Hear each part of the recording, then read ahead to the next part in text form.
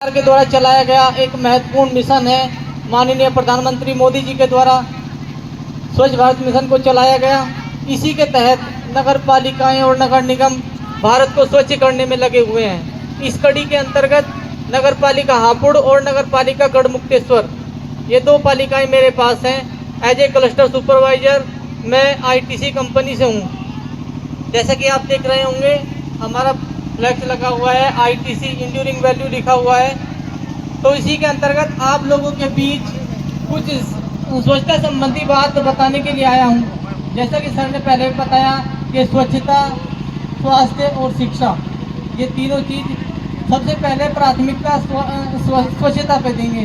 सफाई, यदि साफ सफाई हमारे आसपास होगी तो हम स्वस्थ रहेंगे, और स्वस्थ रहेंगे तो हम अवश्य पढ़ेंगे लिखेंगे और नौकरी भी मिलेगी। तो इसी के संबंध में ये बताना चाहूँगा कि आज वर्तमान स्थिति यदि कूड़े कचरे की है कि 2 लाख मीट्रिक टन कचरा पूरे भारतवर्ष में उत्पन्न हो रहा है एक दिन में।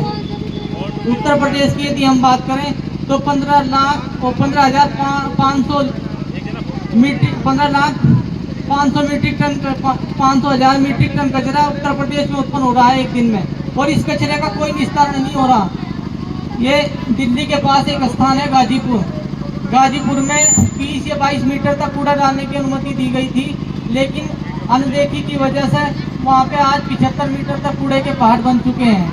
वहाँ की स्थिति है, प्रदूषण के कारण छोटे छोटे बच्चों को कैंसर हो गया है, सांस लेने संबंधी बीमारियाँ हो गई हैं। तो जो कचरा हमारे घर से निकल रहा है, इसके निस्तारण के लिए सबसे पहले तो हमें ये जानना जरूरी है कि कचरा क्या है और कितने प्रकार का होता है, और इसके निस्तारण के लिए हम क्या कर सकते हैं।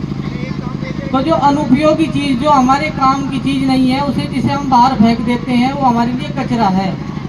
कचरा मुख्यतः 3 प्रकार का होता है: गीला कचरा, सूखा कचरा और हानिकारक कचरा। मॉड्यूल के माध्यम से आप समझ सकते हैं गीला कचरा, सूखा कचरा और हानिकारक कचरा। अब वर्तमान स्थिति है कि